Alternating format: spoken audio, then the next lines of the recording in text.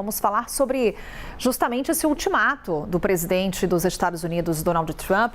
Ele já fez ultimatos semelhantes em várias ocasiões, só nas últimas semanas, desde que começou esse conflito, né, Priscila? Está aqui agora sim, já em tela com a gente, agora falando sobre esses possíveis ataques a instalações de energia do Irã, as usinas iranianas.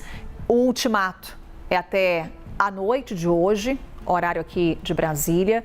Ô Priscila, o que a gente já tem de resposta por parte de Teherã? O que a gente pode falar sobre essas negociações que envolvem Washington e Teherã nesse momento? Seja bem-vinda, bom dia. Oi, Carol, bom dia a todos que nos acompanham. Donald Trump tinha feito esse ultimato no domingo, dizendo que ia transformar o Irã no inferno caso o Irã não permitisse a reabertura do Estreito de Hormuz. E ontem, mais uma vez, Donald Trump reforçou as ameaças. Ele disse que o país inteiro poderia ser derrubado em uma noite, disse que o Irã não teria nenhuma usina de energia e nenhuma ponte de pé se o Estreito de Hormuz não fosse reaberto, e ele prometeu uma demolição completa até a noite dessa terça-feira, caso não haja nenhum tipo de acordo. Mas, como você disse, Carol, ultimatos como esses já foram feitos anteriormente. Donald Trump tinha dado aquele prazo no dia 21 de março de 48 horas para que o Irã reabrisse o Estreito de Hormuz. Depois ele adiou esse prazo por 10 dias. Esse prazo se encerraria ontem, foi adiado para esta terça-feira. Então, não se sabe, é uma grande dúvida se Donald Trump mais uma vez adiaria esse prazo ou não. Além disso, também há uma discussão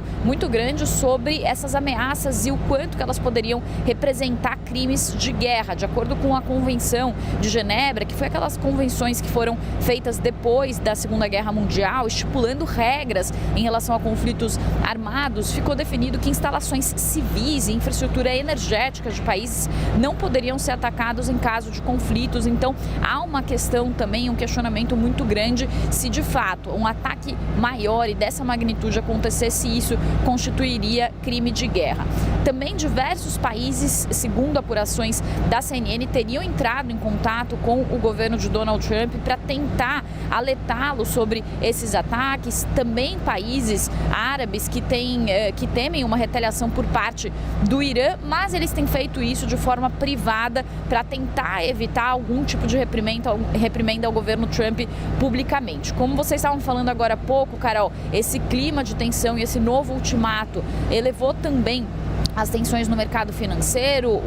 Os índices futuros do mercado acionário apontam para uma abertura em queda dos índices e o petróleo disparou mais uma vez, o WTI com alta de quase 2% aos 114 dólares, que é referência aqui no mercado americano, e o petróleo do tipo Brent com uma alta de 0,8% aos 110 dólares. Falando sobre o que tem de conversa, né? Então, no final de semana, os intermediadores liderados pelo Paquistão, Turquia e o Egito apresentaram uma proposta de um cessar-fogo de 45 dias, seguido por conversas para um fim permanente para a guerra. Essa proposta foi entregue aos Estados Unidos e ao Irã, mas ambos rejeitaram essa proposta por hora. O Donald Trump, segundo fontes também conversaram com a CNN, não teria dado aval para essa proposta, e os iranianos fizeram, inclusive, uma contraproposta. Inclusive, eles responderam dizendo que as ameaças de Trump são infundadas, são delirantes. Também falaram que se os ataques contra alvos civis se repetirem, que a resposta retaliatória será muito maior, então escalando também a tensão. E eles apresentaram uma contraproposta, que seria um plano de 10 pontos que preveria o fim permanente do conflito e não um cessar-fogo temporário. Os iranianos dizem que um cessar-fogo temporário poderia levar os Estados Unidos e Israel a se rearmarem para fazer ataques ainda maiores. Então eles não concordam com o cessar-fogo temporário e eles querem um cessar-fogo permanente. Além disso, Carol, também há apurações da CNN de que o primeiro-ministro israelense, Benjamin Netanyahu, teria pedido para que Donald Trump não encerrasse o conflito neste momento, alertando que se o encerramento do conflito acontecesse nesse momento, o Irã poderia se rearmar e, inclusive, voltar a enriquecer o urânio e com o objetivo, inclusive, de formar e fabricar uma arma nuclear. Então, ainda há muita incerteza e, de fato, não está descartado um ataque de grande magnitude dos Estados Unidos a partir dessa noite, se esse impasse continuar, Carol.